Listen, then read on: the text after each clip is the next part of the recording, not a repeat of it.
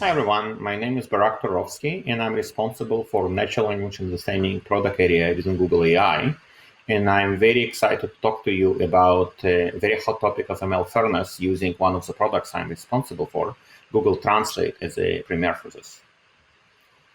So AI, as you probably know, will affect every aspect of our life. It's this transformative technology that it's in Sundar Pichai, CEO of Google, view it's more profound impact on us than electricity or fire. And Google is obviously a leader in artificial intelligence, and with leadership comes big responsibility to address machine learning biases. And there's multiple examples of those about race and sex and gender across many areas, including conversational AI.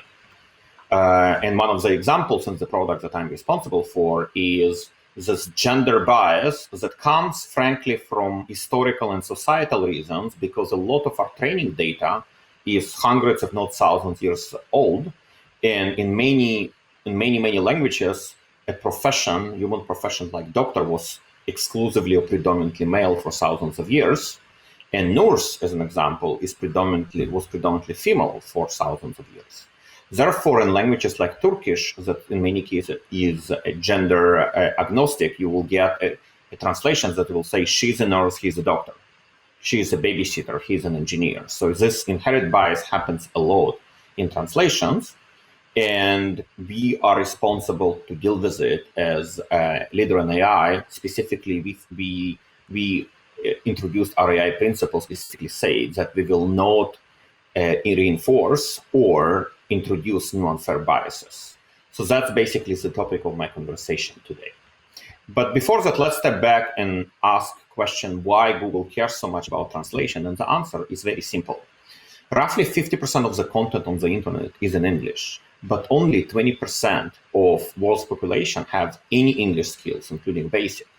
So that creates this big mismatch that a lot of people, especially in emerging countries like India, Indonesia, Brazil, China, they come to the internet, but they cannot use it effectively, make it not very effective place to be. Therefore, to be able to make world information accessible, we do need translations. That's why Google Translate is such a huge, global, and loved Google product. Just to give you a sense, we translate more than 140 billion words every single day. It's mind-boggling, even on Google standards. We have more than 1 billion monthly active users. Not surprisingly, 95% of users are coming from outside of the United States. Obviously, almost half, more than half of our users are mobile, and we have more than 1 billion mobile app downloads. Now, we started with text translation, but we transformed to very rich experiences for translations. For example, this experience of what we call Wordlens, where you point the camera to a sign or a menu, and very quickly, faster than you blink, the phone Google Translate app recognizes the text, translates it on device. You don't need internet connection, and replace the text with augmented reality, so it looks like in context. On conversational AI front, we invest a lot in overcoming language barriers for conversations. Here it's an example of the product we launched together with Pixelbot's built-in translation capability to translate conversations. And finally, obviously, Google Translate is at the forefront of machine learning research. To some extent, one of the big breakthroughs in Google, called Google Brain, happened together with Translate team, where we were able to use deep neural networks on vast, huge sets of training data. And if you're interested to learn more, there is a great article in New York Times Magazine that talks about it from 2016 called The Great AI Awakening. It's a really great background about AI, how it all developed, etc. Okay, so gender bias. What is the right thing to do when you have the situation that you translate from language that is gender ambiguous or gender neutral to a language that is not gender ambiguous? For example, she is a doctor, he's a doctor, she's a nurse. There is multiple ways to do it. The problem is that it's not a trivial answer what to do. One thing you could do, just look at the training data, and basically if there is more masculine forms of he's a doctor, just keep it as it is, because that's a very statistical approach. But that's not really satisfactory. That's the current behavior. It's not very satisfactory. We can also flip a coin and basically make a random decision, but it's also harder than it sounds, and I think it's very random. We can also adopt gender-neutral novelties, like several academies of languages, for example, in France, started to address how you would say gender-neutral form when it's not masculine or feminine. But that's very new, and it might not even need user needs, because they just need to translate something, to email someone, to talk to someone, and it's not necessarily they need those novelties. They actually need, they have a specific task in mind. So we decided when it's possible, we will just change the tasks. We will offer multiple answers with explanation and give users more control to choose feminine or masculine form. So for example, in case of English to Spanish, when you translate nurse, we will show two forms of nurse, feminine and masculine. In Turkish, ober doctor, that effectively means he or she is a doctor, will show both. She is a doctor, he is a doctor. And we provide those alternatives for both single words and short phrases. Now, it sounds very simple, but actually it required us to build not one, but three new machine learning models to address three tasks here. One is detect gender-neutral queries. The second one is to generate gender-specific translations. And finally, you need to check for accuracy to make sure the translation meaning didn't change when we did this. So the first task is to detect gender ambiguous queries, because the AI, the machine learning models, don't have a notion of gender. They don't understand that this particular topic, or this particular query has some gender ambiguous thing. So we need to understand language-specific gender rules. And by the way, this comes very specific to every language. Then we need to use this gender rule, and we need to actually extract positive and negative training examples to train our models. Positive example is, for example, from him to her, from him or her. This is in one of the languages. A negative example is like at 10, has nothing to do with gender. AI, ML models don't understand the difference, so you need to train them. This is gender ambiguous queries, this is not. And then we had to train a machine learning model that we call text classifier. So that's the first task. The second task is to extract male and female data from existing training corpus. You need to tag this training data to control gender in the models. For example, male data is ober doctor, he is a doctor. Female data, ober doctor, she is a doctor. And then you basically find the right trade-off to create this optimal model training process. And finally, it's super important task. You actually need to check that translations are valid. And let me show you an example. For example, he wants to make everything his own. When you train a model to show you gender variants, you might get, she wants to make everything her own. This is great. Same meaning, just gender is changed to show it to users. But there is another example. For example, Yuan, did he really say those words? That's masculine form. But Yuan, did she actually say those words? This is different, slightly different meaning. And you actually need to filter out, because you might actually change the meaning when the system is creating masculine and feminine forms. And what's really, really important is that we realize that we developed ML model that is very good at the specific task of producing male and female translations, even when those do not make a lot of sense. So here's an example. It's a bit extreme, but I like it because my favorite example. The correct translation is value-added tags. This has no meaning and no notion of gender. However, the system is laser focused and laser trained to create female and male variants of value-added tasks. Here you go. Instead of just value-added tasks, it created a variance, her value-added tasks, his value-added tasks. So as you can see, translation meaning completely changed because of we created this amazing model that trained and focused on creating those masculine and feminine variants. So it's very important to make sure the quality of translation stays the same, and also find this right trade-off between size of the model and how much focus you put on debasing the model. And that's also not trivial thing to deal with. So that's more or less it. That's our story on this particular topic. Thank you very much for your attention. Hello, everyone, and welcome to this really fun part of this session where we get to talk with Barak a little bit more. My name is Noelle Silver, and I lead instruction for university programming at HackerU. But I've been in a bunch of different AI organizations, but specifically actually on the other side, in a very similar organization, but in Alexa, And so I was so excited to have an opportunity to talk to Barak about the way they do things in Google. And the last 10 minutes were so fascinating. Hopefully you all will enjoy the next few minutes of us just diving a little bit deeper into some of the things that you said. I thought it was really cool. So the first thing I heard that I was like, oh, I really want to know more about this, is around, you had decided to create 3 different models. And I thought it'd be interesting to understand a little bit more context about, like, how did you pick 3? How did you, like, what problem, how did you get there from where you were?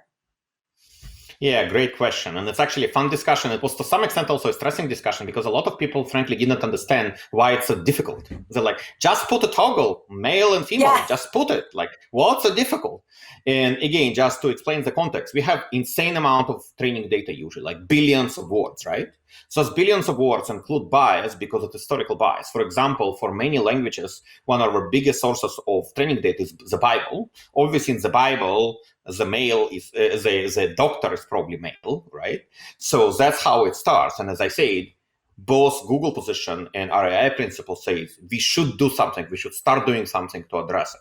But then people would ask, why it's so difficult? Why it takes you for so long, like, etc. And the problem is you have billions of training sets for a language. RAI models have no notion of gender. They don't understand what gender even means, right? So, like, what does it mean you will show toggle? 99% of words or sentences has nothing to do with gender. So, like, how you will do it? So we definitely had this big problem to even identify what needs to be that has gender ambiguous query, right? So that was the motivation to actually work with linguists, work with language specialists to basically based on those linguistic rules. And by the way, that's language by language, right? Because the rules are different. To basically identify, create a model, train a model. This is a gender ambiguous query. This is not, right? It's like, I will give an example in text recognition. This is a letter A. This is letter A in different script, and this is not letter A, it's just a piece of dirt on a menu, right? So it's more or less this, and it's not what is obvious to second grader, like my kids at school, it's not obvious to a machine. Machine has a specific task. So that's the first one, right? You first identify. Now, the second task is also very interesting. Hey, you now need to have gender variance. Again, AI doesn't know. AI can translate things, but she doesn't understand the difference masculine, feminine, right? You now need to create those. You need to collect training data, label training data, understand this is masculine, this is feminine, and basically create a specific task that will basically start creating those variations of translation. Same meaning, and that's very important for the third model. Same meaning, not a different meaning, and basically to allow you to do that. So finally, when we started to do that, we discovered pretty significant and fascinating topics. When you train a model, usually the model works best when it's narrowly defined.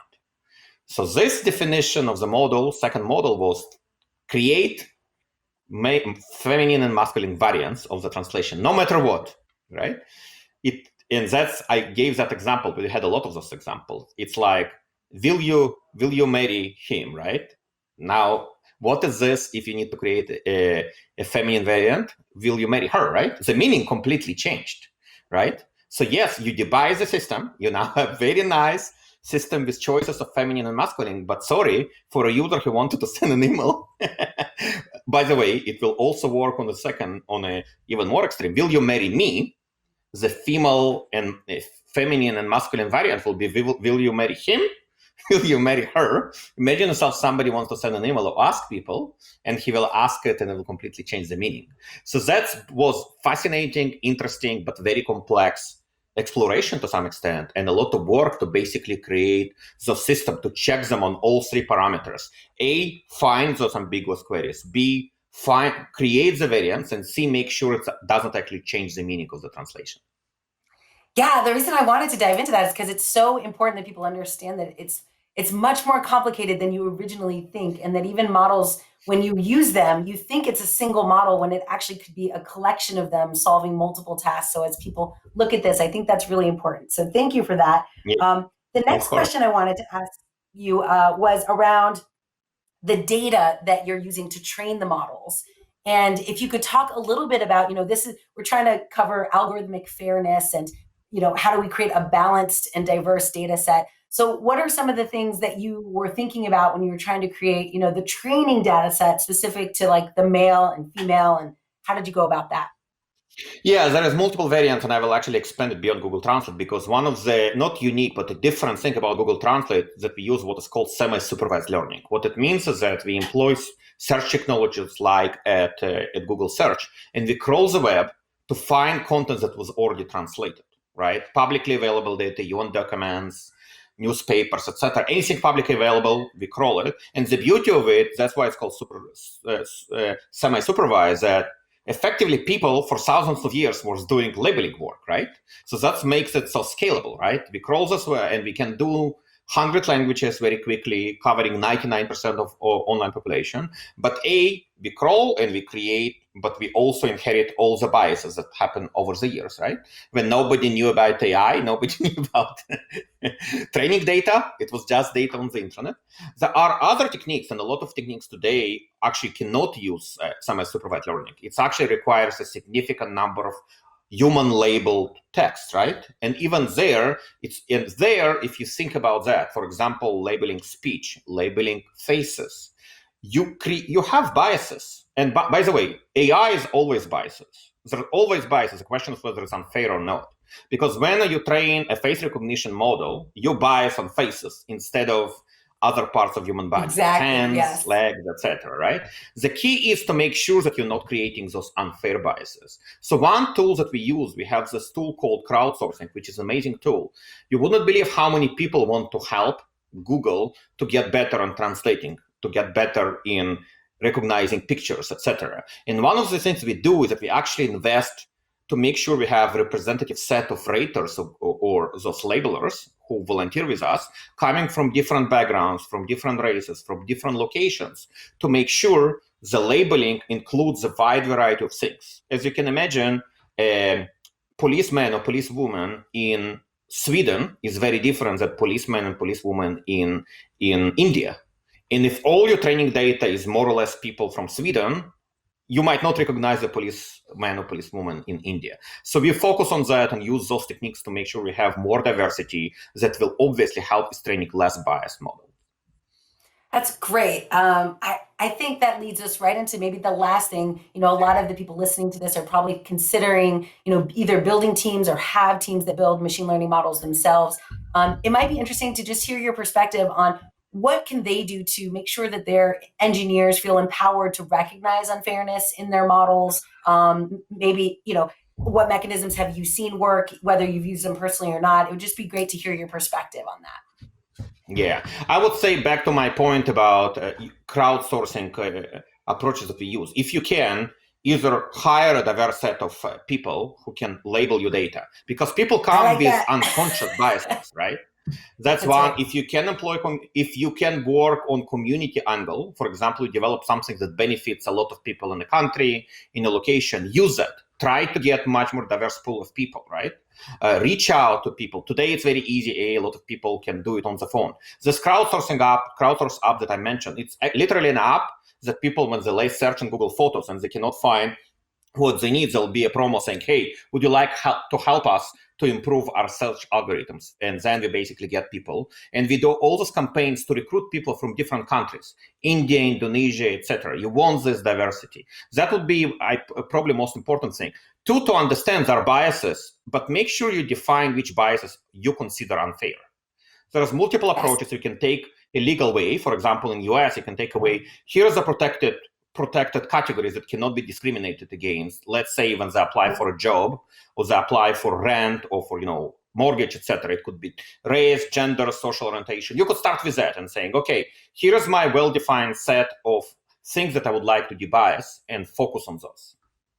Yeah, I totally agree. Well, thank you so much. I think it's really important for everyone to understand that it's not an unsolvable problem solving for fairness in our machine learning models. So really great examples. Thanks so much for your time. My pleasure. It's amazing, very complex problem, but the key is to start somewhere. That's my main message.